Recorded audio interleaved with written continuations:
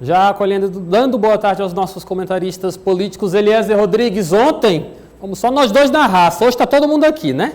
Boa tarde, Eliezer. Que bom, Lívio. Boa tarde a você, ao João Magalhães, a Edna Maciel. Boa tarde a todos. Edna Maciel, boa tarde, seja bem-vinda, tudo bem?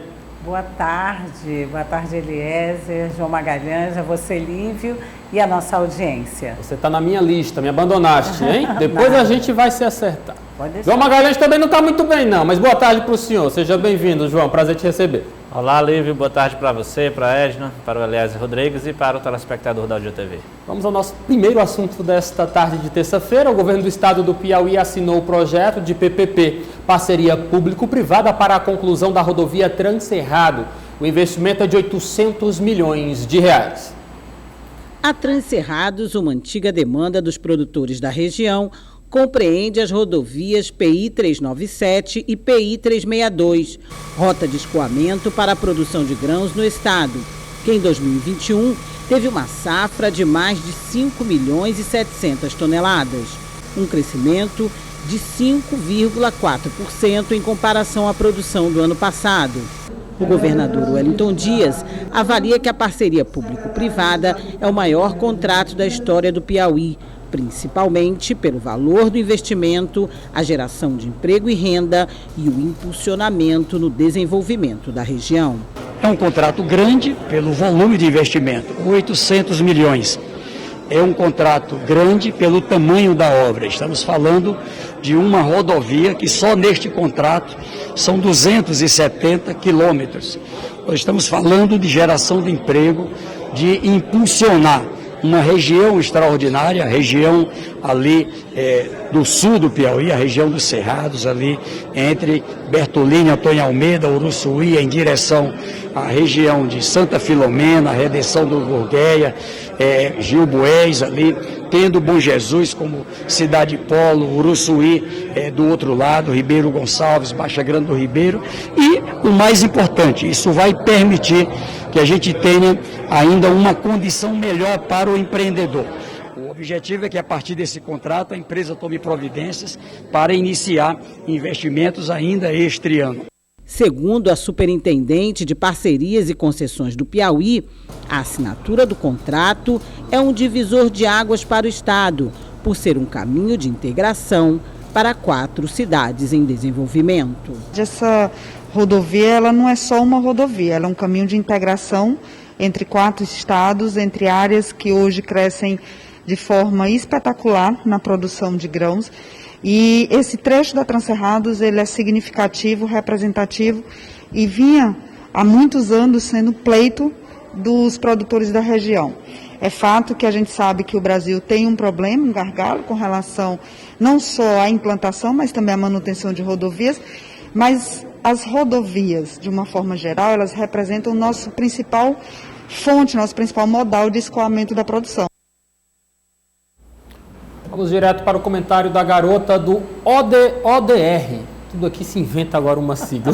ODR, o Dia Rural. Edna Maciel, uma conquista importante para os produtores de grãos do sul do estado do Piauí que pedem a conclusão da Transcerrado há muito tempo. Adorei a divulgação e principalmente o Garota.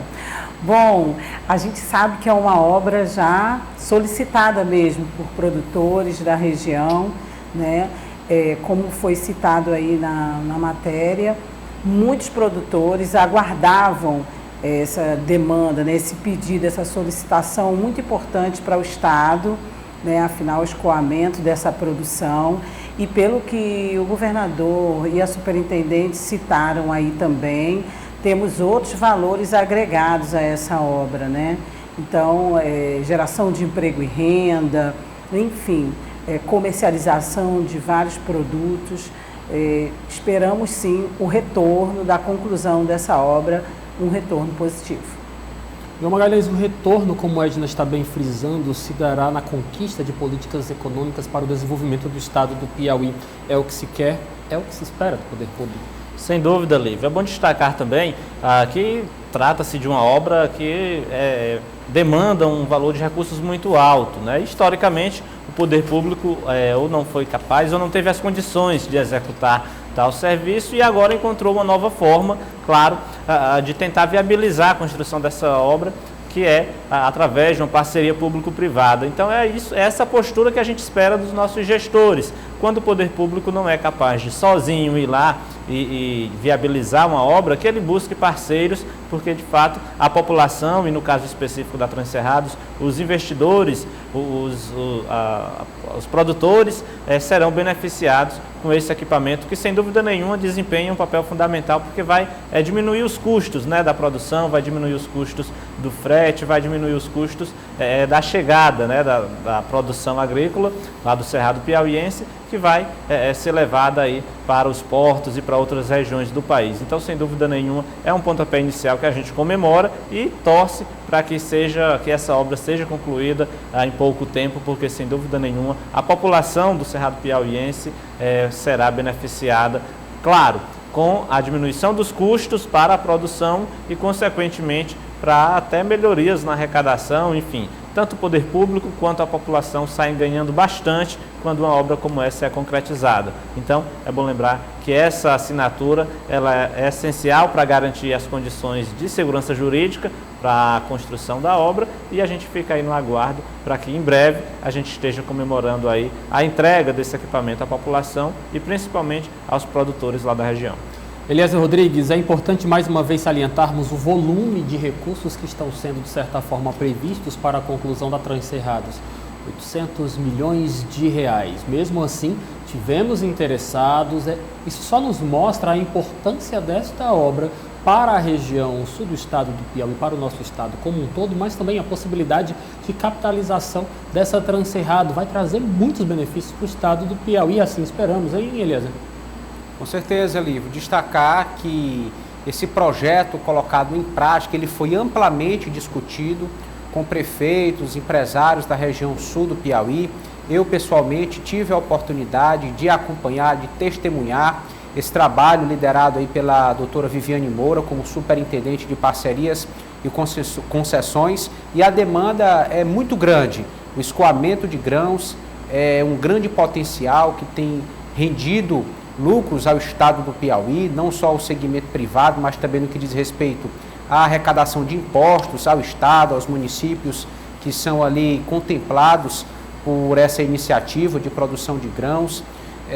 Observamos a instalação de empresas especializadas para a oferta de máquinas, de tecnologia na área da genética de grãos, para assim potencializar ainda mais a produção nos cerrados piauienses. E reconhecer, Lívio, que as PPPs são uma tendência, elas vieram realmente para fazer diferença não só no Piauí, mas em muitos outros estados no Brasil. Já se reconhece que o poder público não tem a capacidade plena de assumir todos os serviços e demandas da sociedade. Alguns segmentos podem e devem estar na mão, sendo conduzidos e ofertados, garantidos por empresas especializadas, e aí esse é um exemplo. O Piauí tem mais de 40 projetos de parcerias público-privadas, alguns já em execução, esse vem como mais um. Vai garantir esse investimento, algo que, se dependesse do ritmo do poder público, aconteceria a longo prazo, agora não, já vem para um tempo mais próximo e gera movimentação na economia. E uma vez uma empresa cuidando, por mais que se cobre algo do tipo como pedágio, mas a manutenção vai ser permanente. A gente sabe que estrada não é só fazer, não é só construir, é preciso, além de pavimentar, garantir a manutenção, principalmente em uma rota de caminhões pesados, de um tráfego intenso, de grandes cargas. É necessário realmente uma atenção especializada como responsabilidade de algum grupo ou empresa que tenha condições de prestar esse serviço. Mudando um pouquinho de assunto, nós conversamos com vereadores por Teresina, Marquinhos Costa e Alain Brandão, e também com o deputado estadual Evaldo Gomes, que fizeram os três um balanço das atividades do primeiro semestre deste ano de 2021 em suas respectivas casas parlamentares. Vamos acompanhar. A Câmara Municipal de Teresina está em período de recesso parlamentar, o primeiro da atual legislatura, momento em que os vereadores apresentam um balanço de suas ações. Para alguns que iniciam a atuação no Poder Legislativo Municipal, o saldo é positivo. O balanço é um balanço positivo. Podemos citar ainda também a questão das nossas emendas parlamentares, onde nós destinamos, além da área da saúde, que é obrigado conforme lei, né, destinamos para o Hospital do Disseu, o Hospital Maternidade também do Disseu, reformas de quadras esportivas, o Espaço Gourmet na Zona Leste, que é um projeto da SAAD Leste, dentre outros locais que a gente também alocou recursos para o ano 2022 para que possam ser executados como emendas positivas. Então, esse é um balanço positivo dos primeiros 6 meses da gestão do vereador Alan Brandão. Também no início do primeiro mandato, o vereador Marquinhos Costa destaca demandas ainda reivindicadas pela população de Teresina. A gente está aí de frente com um grande problema, que eu acho que todos estão acompanhando, que é o problema do transporte público, né?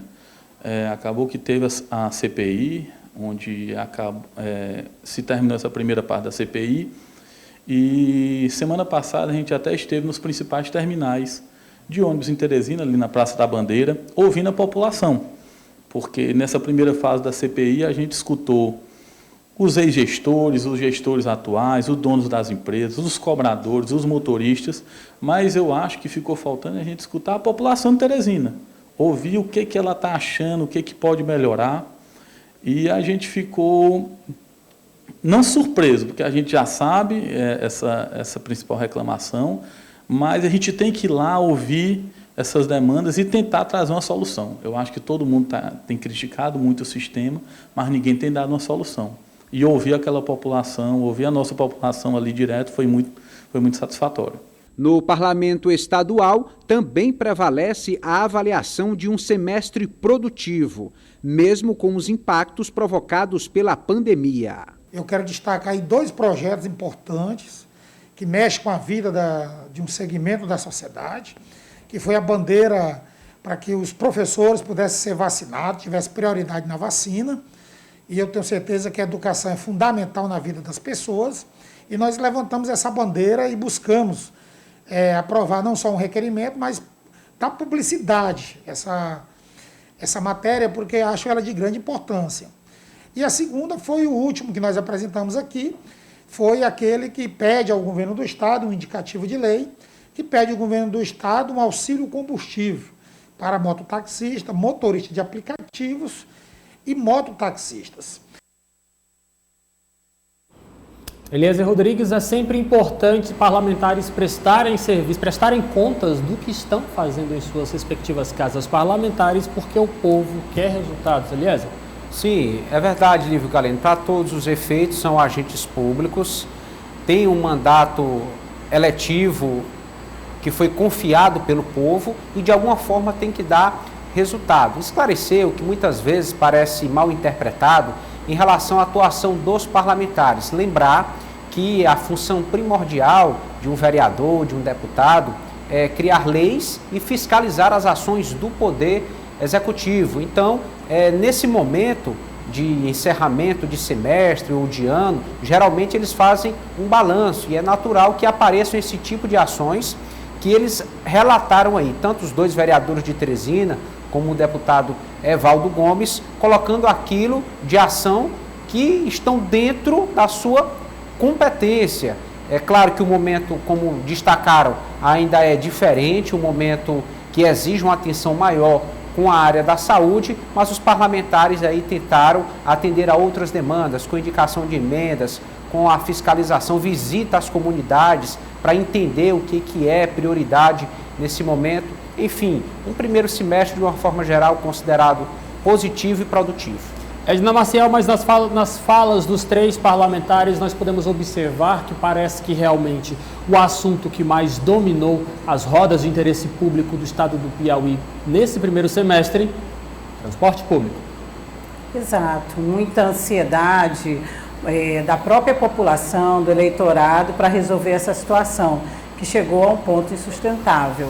Então, eu destaco tanto o transporte público como também a área da saúde, todos querendo, dentro do seu eleitorado, ver qual grupo prioritário poderia atender, né, na questão da vacina, na questão de atenção mesmo à saúde.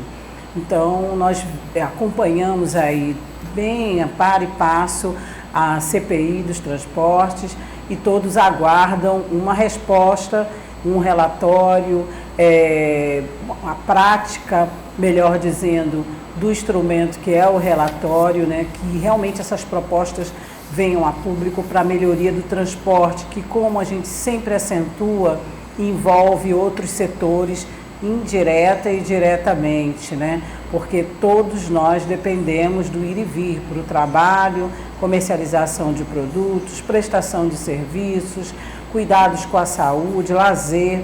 E agora, nesse período, nessa fase que nós estamos da pandemia, em que as pessoas já estão começando a ter mais confiança, os decretos já abrem para alguns horários, precisamos mesmo que esse problema do transporte seja resolvido.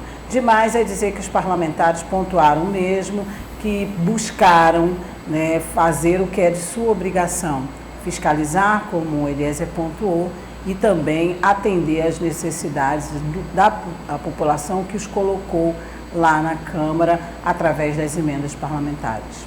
Aproveitando o assunto, a Comissão Parlamentar de Inquérito do Transporte Público da capital do estado do Piauí deverá apresentar o seu relatório final antes do prazo de 120 dias. Foi o que revelou o vereador Dudu Borges, presidente da CPI.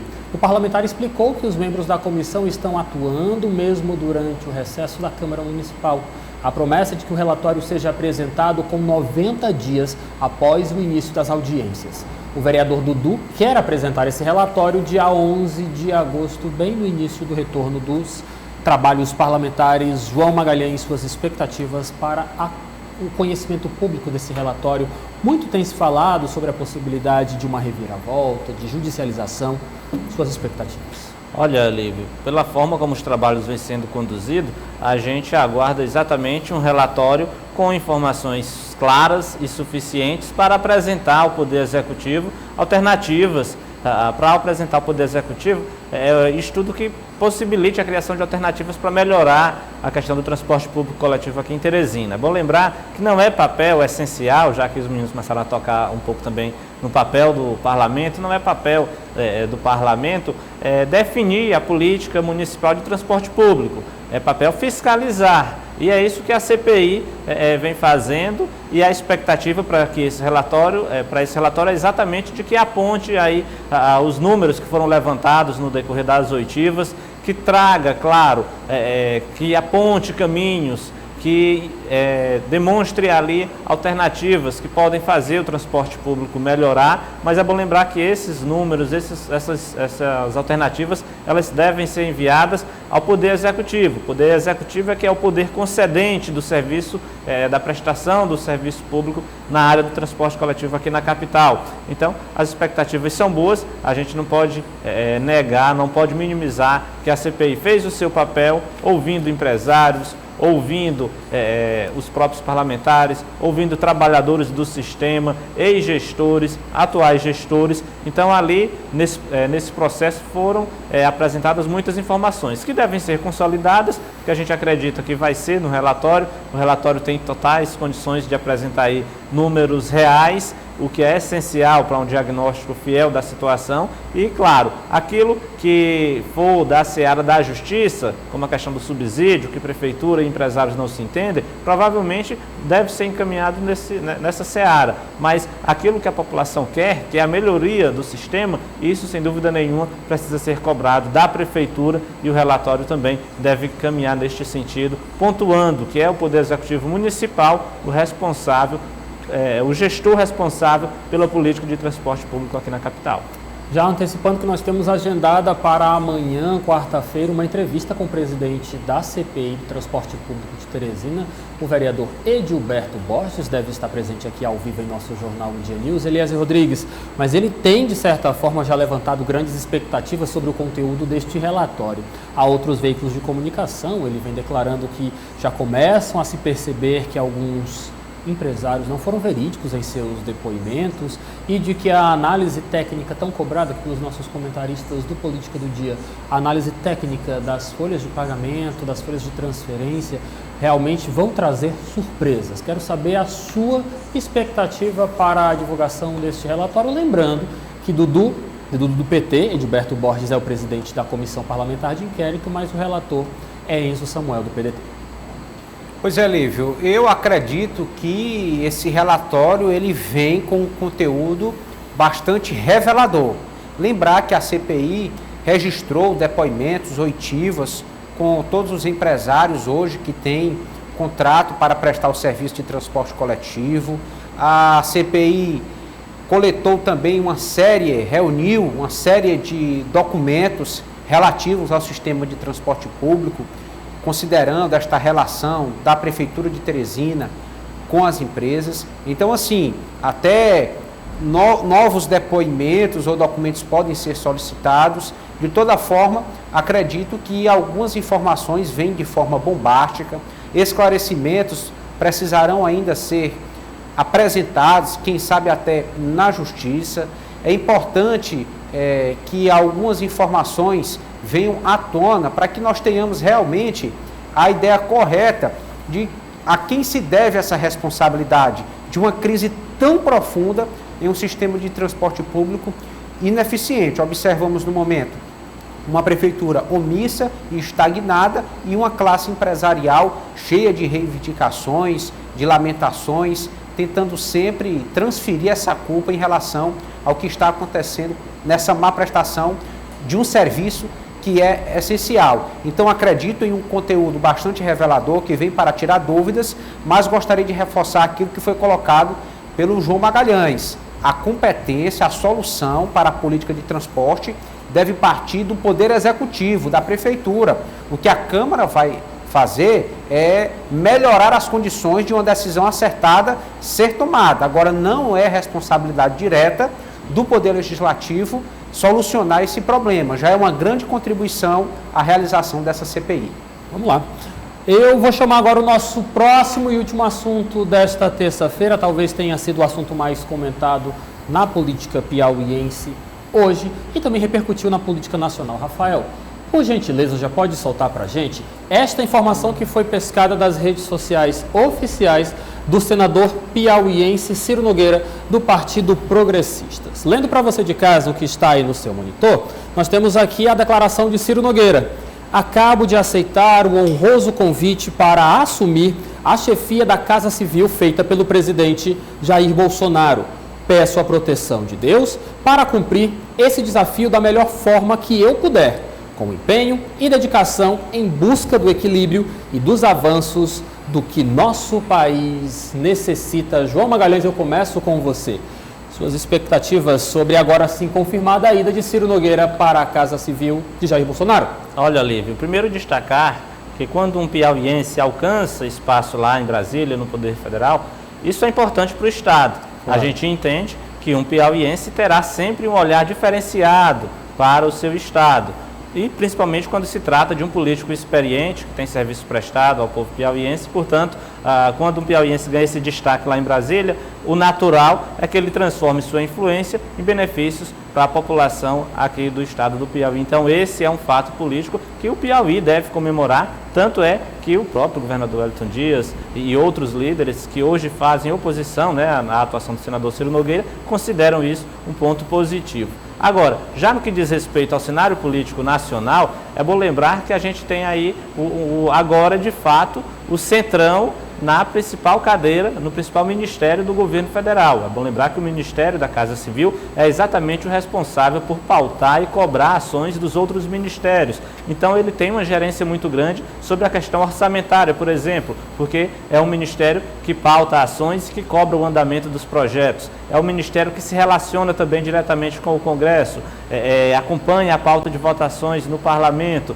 E a gente sabe que na política nacional tem esse monitoramento, ele é feito, esse monitoramento das votações, ele corresponde diretamente no que diz respeito à liberação de verbas, enfim, a benefícios dos parlamentares para suas bases. Então agora eu observo que o presidente Jair Bolsonaro, entre aspas, se rendeu de vez ao modelo centrão de governar. A gente tem um dos principais líderes do centrão sentado numa das principais cadeiras do Poder Executivo. Então isso traz algo a mais, uma nova conjuntura no relacionamento entre o presidente Jair Bolsonaro e o Congresso. Ciro Nogueira chega muito para melhorar para tentar organizar o time do governo nesse relacionamento com o Congresso. É bom lembrar que o presidente Jair Bolsonaro, nas últimas semanas, vinha numa espécie de fragilidade política. A CPI abateu muito a imagem do governo. Os próprios institutos de pesquisa demonstram que o governo federal vem tendo uma queda de popularidade, entre outros assuntos. Por exemplo, começaram também a se discutir ali possíveis questões, né, relacionadas à corrupção ou não, na compra de vacinas, enfim. Toda essa pauta negativa em torno do governo federal deixou o presidente Jair Bolsonaro numa situação fragilizada. Então, a chegada de Ciro Nogueira agora, ela vem exatamente no sentido de arrumar a casa e fortalecer os laços com o Congresso para dar mais calma, para trazer mais estabilidade nesse relacionamento do presidente Jair Bolsonaro com o Congresso, mas a gente não pode negar que a principal imagem que a gente tem, a principal mensagem que isso passa à sociedade é de que agora o presidente Jair Bolsonaro colocou políticos profissionais para tratar com políticos profissionais. Então, é aguardar para saber como vai ser os primeiros meses, as primeiras semanas. Eu acredito que deve melhorar esse relacionamento do governo federal com o Congresso. Isso traz uma agenda positiva para o governo, porque é uma garantia de que projetos devem ser aprovados. O Congresso está discutindo reforma tributária, está discutindo vários assuntos importantes que devem andar com mais facilidade, porque o senador Ciro Nogueira agora é reconhecida a sua capacidade de diálogo, a sua capacidade de combinar o jogo, né, entre o Congresso Nacional e o Poder Executivo. Agora é saber como isso vai reverberar, claro, na popularidade do presidente Jair Bolsonaro, que pratica uma medida que na campanha eleitoral dizia que não ia praticar, já que ele apresentou o discurso da nova política. Que não se cumpriu. Edna Maciel, vou acrescentar aqui mais algumas informações, porque esta declaração do senador Ciro Nogueira foi dada logo após uma reunião na manhã desta terça-feira no Palácio do Planalto. A data da cerimônia de posse de Ciro Nogueira ainda não foi confirmada. O piauiense está assumindo essa pasta com a atribuição de auxiliar o governo federal na coordenação das ações dos ministérios e órgãos da administração pública e também, é claro, fortalecer o diálogo do Executivo com o Congresso Nacional. Com mais de 2 décadas de atuação no parlamento, Ciro Nogueira agradeceu a confiança do presidente e afirmou que chega para somar. Só concluindo aqui nossas últimas informações também sobre esse assunto, quem vai assumir a vaga deixada por Ciro Nogueira no Senado Federal é a mãe dele, no caso, Eliane Nogueira. Edna Maciel. Isso, o João Magalhães resumiu muito bem, mas eu gostaria de acrescentar que realmente a grande importância, reforçar até que o que nós podemos observar, podemos olhar, é que além de administrativa, essa foi uma estratégia muito sagaz do presidente Bolsonaro e de sua equipe, colocar o piauiense Ciro Nogueira com todo o poder de articulação que ele tem, para que possam passar realmente, ou tenham grandes chances de passar suas propostas, todos os objetivos que vêm através dos projetos, enfim. Ele é um grande articulador, a estratégia realmente obedecer, não, é atender a um pedido, a um clamor do Centrão, né?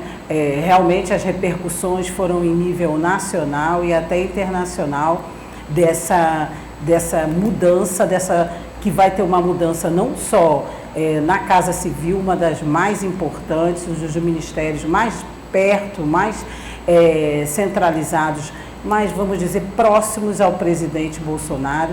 Ele que quer, a gente já sabe como é o perfil dele, fazer as coisas da forma que ele gosta de fazer. E a gente já soube aí nos bastidores que o senador já colocou algumas imposições. Vamos esperar aí as cenas dos próximos capítulos.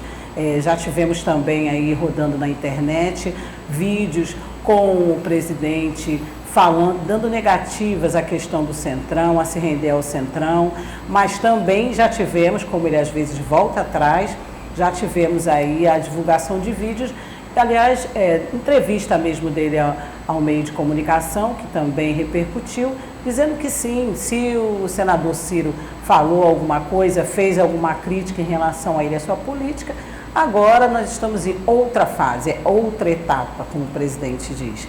Então, Lívia e colegas, ainda teremos muitas pautas aí à frente dessa grande estratégia que o presidente Bolsonaro fez, né, agora, junto com a sua equipe. E é claro que os piauienses e o Piauí esperam um retorno positivo, já que temos alguém do Estado numa posição de destaque dessa. Eliezer Rodrigues, impossível não lembrar da entrevista que nós conduzimos, João Magalhães e eu, aqui direto dos estúdios do nosso Dia News com o senador Ciro Nogueira, quando ele revelava para João Magalhães e para mim também, de que acredita que o governo Jair Bolsonaro tem tudo para deslanchar, mas que precisava, com urgência, resolver os problemas de má comunicação. Ciro Nogueira fez muita questão de demarcar essa expressão, né, João? Você lembra bem, né? Sim, que o governo, que o presidente Jair Bolsonaro se comunica muito mal. É o que precisamos esperar desta parceria cada vez mais íntima entre Jair Bolsonaro e Ciro Nogueira. De certa forma, Ciro Nogueira vai tomar as rédeas do governo e vai dar um freio nessa má comunicação do presidente Jair Bolsonaro, Eliezer? É o que você espera? Tomara que sim, Lívio Galeno, porque a comunicação institucional ela é essencial em qualquer nível de gestão pública. Todos os atores políticos que precisam ser bem entendidos, interpretados pela população de uma forma geral, porque precisam da aprovação popular, eles têm que aparecer com uma imagem bem trabalhada, têm que saber se posicionar, se expressar. Eu falo não só da comunicação institucional, mas às vezes até dos perfis pessoais em redes sociais, da forma como se relaciona com a imprensa de uma maneira geral. Enfim, não adianta fazer uma gestão acertada se esses acertos não são expressos, não são massificados, não são ali comunicados de uma forma adequada à população. Então, se o senador Ciro der esse passo favorável a nível de governo federal, será muito bom ao presidente Jair Bolsonaro. Quero também aproveitar para dizer, Lívio, que a ascensão do senador Ciro ao Ministério da Casa Civil representa o fortalecimento do seu grupo político aqui no estado do Piauí. Sabemos que não é apenas desejo do presidente Bolsonaro ser reeleito, como também é conquistar espaços que hoje estão sendo ocupados por partidos da esquerda, pelo Partido dos Trabalhadores aí principalmente. Então aquilo que for necessário, acredito, vejo dessa forma, para se vencer as eleições próximo ano, aqui pelo grupo da oposição, isso será realmente reforçado com o aval do presidente Bolsonaro pelo senador Ciro Nogueira. Já temos aí diversas manifestações de comemoração, de felicitações por partidários, correligionários, aliados do senador Ciro nas redes sociais. Vejo que motivados por essa expectativa do fortalecimento da oposição aqui no Piauí. Obrigado, Eliezer Rodrigues, meu parceiro, viu, Edno e João? Eliezer não me abandona não, tá? Obrigado, boa tarde para o senhor. Boa tarde, bom descanso e volte amanhã. Boa tarde, colegas, telespectadores, até amanhã. Já me embananei, viu, Edna? Porque você e João, vou dizer. Obrigado, Edna. Boa tarde para você. É brincadeira, Edna. Gosto de você. Obrigada. Gosto de vocês todos, mas o Eliezer, né? O Eliezer, não posso Eliezer, meu amigo, não me abandona não, tá? Boa tarde a todos. Obrigada pela audiência. Boa tarde, garota. João Magalhães, aquele abraço. Boa tarde, bom trabalho. Boa tarde, Lívio. Boa tarde a todos. Política do dia.